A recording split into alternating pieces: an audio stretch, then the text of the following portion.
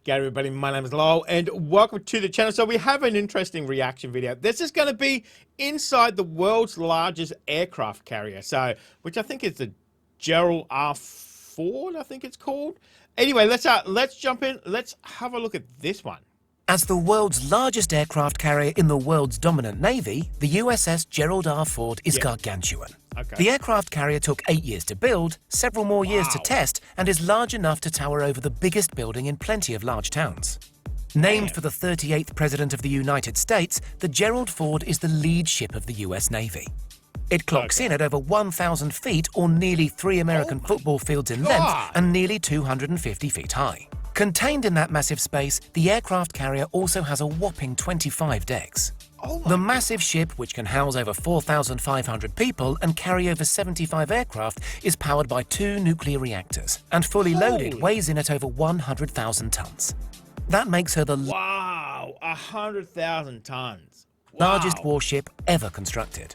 The total building cost is estimated at over $17 billion, including 17 billion. Whew. Got to be a couple of years before that pays itself off. $5 billion spent on research alone. After several delays, it came in at 22% over the intended budget.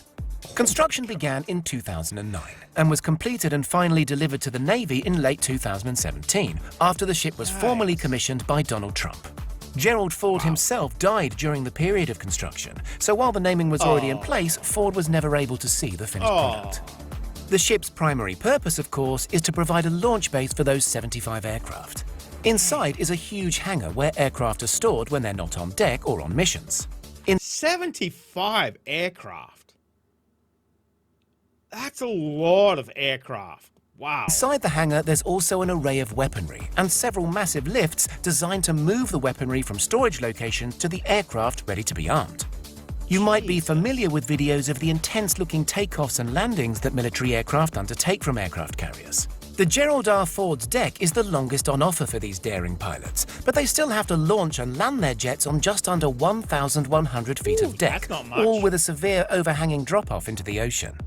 The aircraft are controlled... Was that leaning to the side? Jesus. From a bubble, more formally an integrated catapult control system through which officers set up the high-paced catapult-assisted takeoffs. In the tower, powerful computers assist in the arrangement of aircraft on the deck. Improvements in technology mean that 25% more aircraft can be launched daily by 25% fewer crew members than would be required on the Nimitz models of warships that predated the Gerald Ford. In the long term, it's hoped that the reduced crew numbers required will help offset the high cost of the new ship. The Ford's electromagnetic launch system also weighs less, occupies less space, and requires less maintenance than the steam-powered catapults that predated it. The reduced strain is expected to benefit the aircraft themselves, and technical adjustments mean more different types of aircraft can be launched. The technology did cause some delays in construction and continue to cause issues, but had Navy officers gushing. She is truly a technological marvel, Chief of Naval Operations Admiral Jonathan Greenert has said. She will carry unmanned craft, joint strike fighters, and she will deploy lasers. Once planes land, there are more than 40 different fueling stations to help get them back off the deck. The officers still have access to the old ways of doing things, the Ouija board model. In the Ford's case, the sailors collect autographs of famous visitors, including presidents, on currency and also keep these on their Ouija board. On the side of the deck, chutes are provided for offloading any weapons that might be misfired, a legacy safety measure after an incident in the 60s with a weapons failure that led to a fire and over 100 deaths aboard the USS Forrestal. Of course, the various types of aircraft aren't the only weaponry on offer to the carrier. In order to protect its own decks, the ship features numerous Sea Sparrows, short-range anti-aircraft and anti-missile weapons. The ship also features ram weapons, lightweight surface-to-air options that can be moved around the deck. The broader control center is, of course, the bridge, from which the twin nuclear engines can be used to power the massive ship to speeds of over 30 knots. 30? How the hell does something 100,000 tons get to 30 knots? Damn. You can probably imagine at 100,000 tons it takes quite a while to stop. Yep. While the core functions of the ship are usually controlled digitally, there is an actual physical steering wheel as a backup. Oh my God. Both paper and digital systems are used to navigate, but the touchscreen setup is said to almost drive itself. In fact, the changes from previous ships are so substantial that in the early days of testing, the Ford's crew reported that they were essentially working out guidelines for how to sail as they worked. Carrying the slogan, "Integrity at the helm," the Gerald R. Ford naturally features a lot of military hardware. But the ship is also designed to provide a modest level of comfort for the thousands of people who might call it home for extended periods. The Ford is a modern carrier, however, and so has gender-neutral toilets. While most of those on board are typically men, that means no urinals on the whole ship. The reasoning, though, is not political but practical.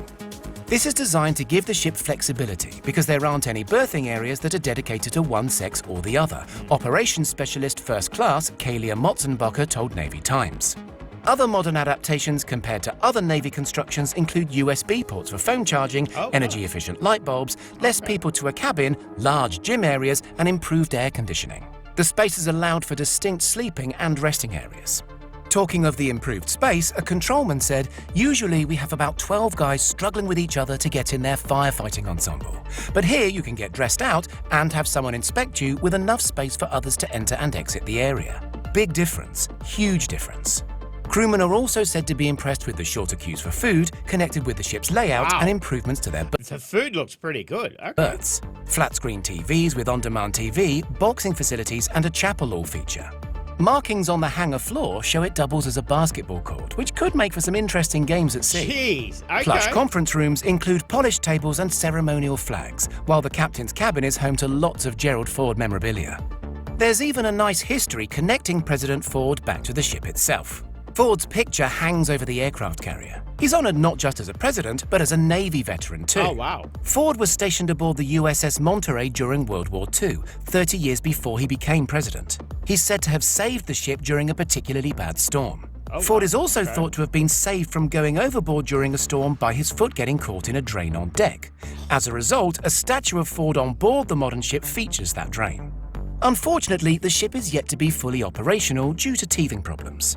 A report in early 2021 stated that the ship was facing a launch failure of its aircraft every 181 attempts, well short of the once every 4,166 required. That's a big difference. Wow.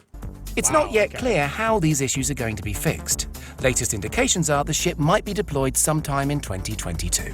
All in, we think it would take a long period at sea to even get to know the stacked floors and modern technology that make up the Gerald Ford. The sheer size of the place would certainly offer plenty of variety in terms of work and entertainment. That we think would be entertaining in itself. Would you step on board? Or would being restricted to an area even this big in the middle of the ocean just be a little bit too much? Tell us in the comments. I mean, it's as big as a town, basically. 1,000 feet long and 250 feet high. 100,000 tons. I mean, it's as big as a bloody town. And then obviously, you obviously be flat out at work, whenever you're working. So, man, that was very interesting. Very interesting. What was that? $17 billion, and $5 billion was just research. Obviously, how to make this big thing work. Man, that was interesting. Obviously, this one's a couple of years old. I'm assuming it's up and operational now. But man, that was very interesting. That was very, it's sad that Gerald, never got to kind of see it kind of finished, but, nice that he's, obviously been honored with that. He's got his pictures and everything on there as well too. So, but man, 75 aircraft, dang, I tell you what, America just, dominates anything they do. It may be Texas that says go big or go home, but I think it's the whole of America, so the US. So that was very interesting. Very, very interesting. So let me know what you guys thought of it. Thank you very much for joining me today. Make sure you stay safe, and I'll definitely see you in the next reaction video. Oh, you're still here? You want more content? Why don't you check out my Patreon down here? You'll get plenty more content and some exclusive videos over there too. If not, why not check out this one over here?